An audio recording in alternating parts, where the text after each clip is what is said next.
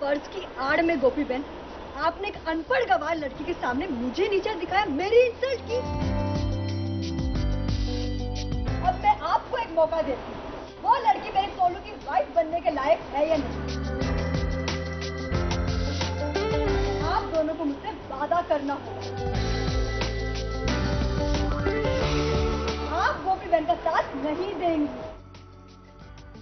होलिका दहन के मौके पर आग उगल रही है परिधि, गोपी की देवरानी परिधि। उसने गोपी के साथ एक जंग छेड़ दी है और अपनी दोनों ही सासू माओं को ऑर्डर जारी कर दिया है कि इस बार आप महाभारत के कृष्ण की तरह चुपचाप इस युद्ध को देखेंगी, ना ही किसी की मदद करेंगी और ना ही किसी का साथ देंगी।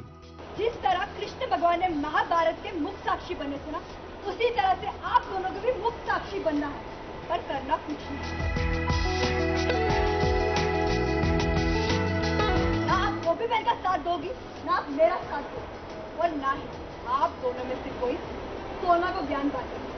एक कहानी खत्म तो दूसरी शुरू, एक किरदार गया तो दूसरा आ गया। हर सीरियल की यही कहानी होती है। साथ निभाना साथिया में भी यही हो रहा है। मधुबन नेगेटिव होकर मर भी गई और चली गई, तो अब नेगेटिव होने की बारी एक बार फिर परिधि की आई है। वो भी लौट आई है और आते ही वो तो नेगेटिव हो गई है। लगता है नेगेटिविटी होली में जलाने की बात कोकिला बेन की तरह वो जानती नहीं है।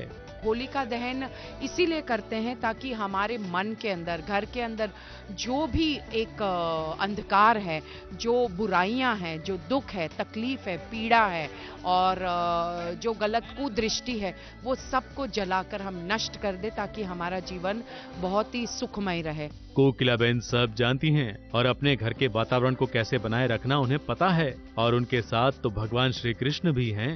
कृष्ण तो स्वयं भगवान थे, तब भी उन्होंने अपनी मर्यादा बनाए रखी, लेकिन मैं भगवान नहीं हूँ, मनुष्य हूँ।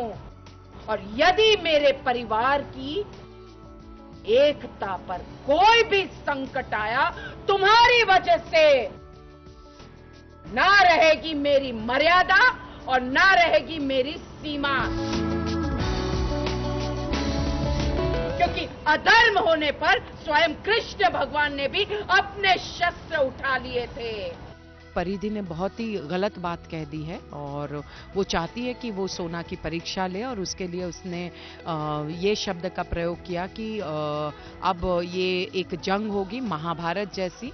तो जाहिर सी बात है कि महाभारत का मतलब होता है महायुद्ध, और कोकिला मोदी के रहते हुए आज तक मोदी भवन में कभी महायुद्ध या युद्ध की भावना कभी पैदा नहीं हुई आपस में। कोकिला बेन जैसी सशक्त सास हो, उनकी होनहार गोपी बहू हो और वो जो कहें वैसा करने वाले घर के बेटे हों, फिर जीत क्यों न होगी। अब देखे ना, तोलू भी बेचारा तराजू में बैठ गया है। घर वालों ने कहा कि तोलू तुम्हें तुलना है, तो बैठ गया बेचारा, क्योंकि वो जानता है कि सीरियल में पुरुषों को जो कहा जाए वो करना ही पड़ता है, क्योंकि इस बहाने कुछ तो करने मिल रहा है। फर्ज की आड़ में गोपी बहन, आपने एक अनपढ़ गवार लड़की के सामने मुझे नीचा दिखाया, मेरी इंसल्ट की। आप दोनों को मुझसे वादा करना होगा। मुंबई से कलीम सलमानी की रिपोर्ट। आप गोपी बहन का साथ नहीं देंगे।